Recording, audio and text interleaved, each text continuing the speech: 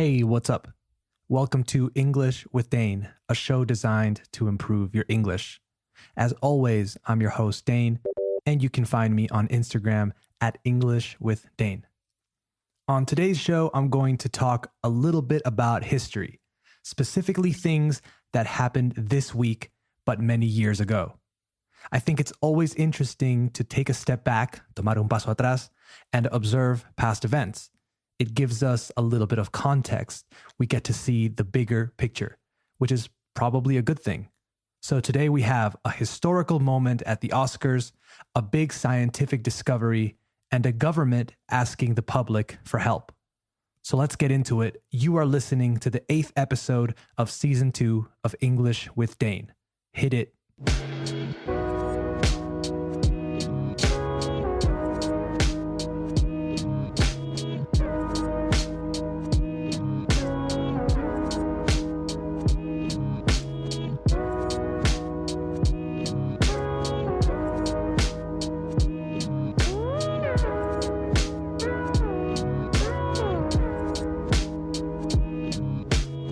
Okay, we have officially started the show, so let's check in with History.com to learn about what happened this week in history. The first one says, Hattie McDaniel becomes first African-American actress to win Oscar. On February 29th, 1940, Gone with the Wind, Lo que el viento se llevó, is honored with 8 Oscars by the American Academy of Motion Picture, Arts and Sciences. An epic Southern romance set during the hard times of the Civil War, the movie swept, arrasó, the prestigious Best Picture, Director, Screenplay, Cinematography, Art Direction, Film Editing, and Actress categories.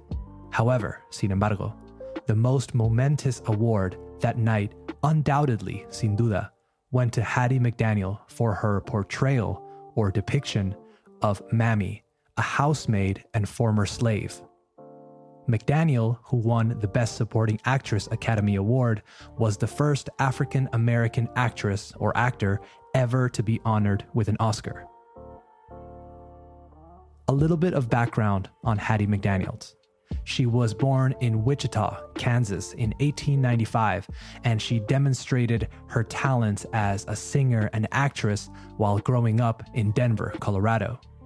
She left school while she was a teenager to become a performer in several traveling minstrel groups, and in 1924 became one of the first African-American women to sing on U.S. radio. A minstrel group, by the way, is a traveling entertainment group that performs sketches, dances, etc. Then it says, with the onset or the beginning, la llegada, of the Great Depression, she was forced to take work as a ladies' washroom attendant in a Milwaukee club.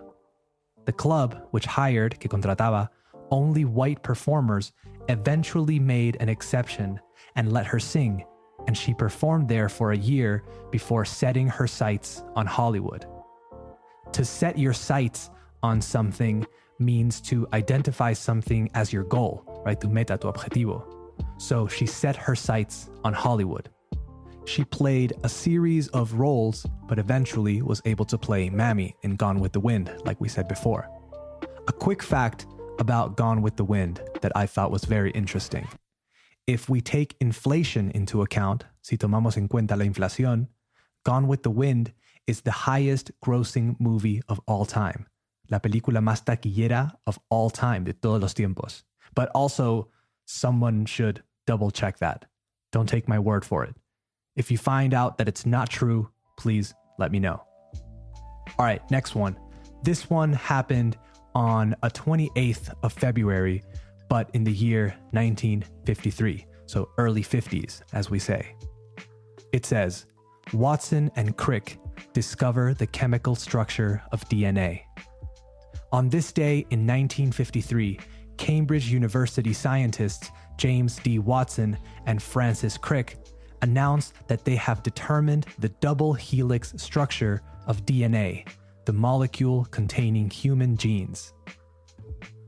Though DNA was discovered in 1869, its crucial role in determining genetic inheritance, herencias genéticas, wasn't demonstrated until 1943.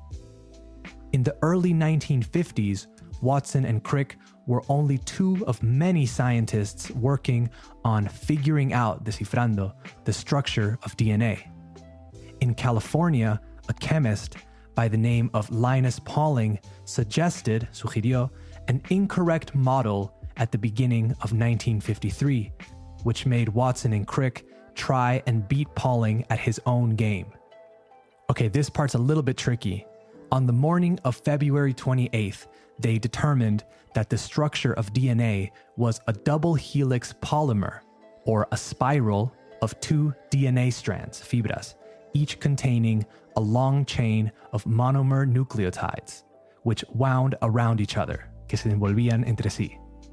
According to their findings, según lo que observaron o encontraron, DNA replicated itself by separating into individual strands, each of which became the template for a new double helix.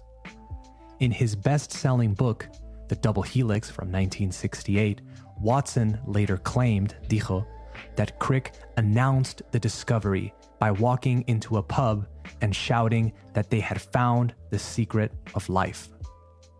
And it was kind of true, really, as Watson and Crick had solved a fundamental mystery of science, how it was possible for genetic instructions to be passed from generation to generation.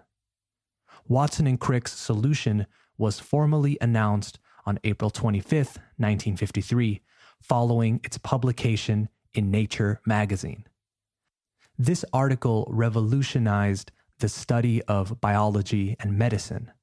Among the developments, entre los desarrollos, that followed directly from it were prenatal screening for disease genes, genetically engineered foods, the ability to identify human remains, and the accurate testing of physical evidence in order to convict or exonerate criminals. So these guys are responsible for so many advancements in the field of not only medicine, but criminology, nutrition, and many other fields, I'm sure. And that was only like 70 years ago. That's one lifetime. It's crazy to put these advancements, sus avances, into perspective like this. Okay, I have one more. This one is maybe my favorite. It's not as important as the other two, but I just think it's funny. This one happened on a 27th of February, but in the year 1964. It says, Italian government asks for suggestions on how to fix Leaning Tower of Pisa. So on February 27th, 1964, the Italian government announces that it is accepting suggestions on how to save the renowned or famous Leaning Tower of Pisa from collapse. The top of the 180-foot tower was hanging, colgando 17 feet south off the base, and studies showed that the tilt, la inclinación, was increasing by a fraction every year. Experts warned that the medieval building, one of Italy's top touristic attractions, was in serious danger of toppling or falling over in an earthquake or storm. Proposals to save the Leaning Tower arrived in Pisa from all over the world, but it was not until 1999 that successful restorative work began. So they literally had no idea what to do, so they just asked people. They sort of crowdfunded the idea to see who could come up with, a quien se le ocurría algo, to save the tower from falling. It continues and says, in recent years, it has been determined that the tower's lean is caused by the remains of an ancient river estuary located under the building. The ground is made up in large part of water and sand, and one side of the heavy marble building began gradually sinking into the ground as soon as the foundation was laid. In 1934, Benito Mussolini, the dictator of Italy, decided that the Leaning Tower was an inappropriate symbol for masculine, fascist Italy. And in an attempt to reverse the tilt, engineers drilled holes, agujeros, into the foundation of the tower, and some 200 tons of concrete was poured in. But then the tower quickly fell another few inches. Cayó un par de pulgadas más. Hilarious. Or tragic, depending on the perspective, I guess. In 1964, the Italian government publicly asked for suggestions on how to save the tower from what they believed was a forthcoming collapse. Forthcoming means soon to come, so they thought the tower would soon fall over. 2 years later, a restorative attempt was aborted or canceled when the tower tilted another fraction south. In 1985, then another attempt also caused an increase to the lean. In 1990, the Italian government closed the Leaning Tower's doors to the public out of safety concerns and began considering more drastic proposals to save the tower. So they kept trying and trying, but nothing was working until the year 2000, where they did something really drastic and started removing soil, quitando tierra, and adding cables to harness or stabilize the tower. Eventually, it started working, and they were able to correct the tilt a little bit. Nowadays, hoy en día, you can visit, you can walk up and everything. But most people like to just take funny pictures in front of it, which is what I would do too, if I'm being honest. All right, that's it for today's show. I hope you enjoyed it. Tomorrow there will be a brand new accent challenge out, so stay tuned and get your ears ready. Until then, don't forget to subscribe to the show on Spotify, Apple Podcasts, or wherever you listen to the episodes. And remember, the best way to support English with Dane is to give it a 5-star rating and leave a review, as well as sharing it with friends and family or anyone who you think would enjoy the show. All right, talk to you soon. Later.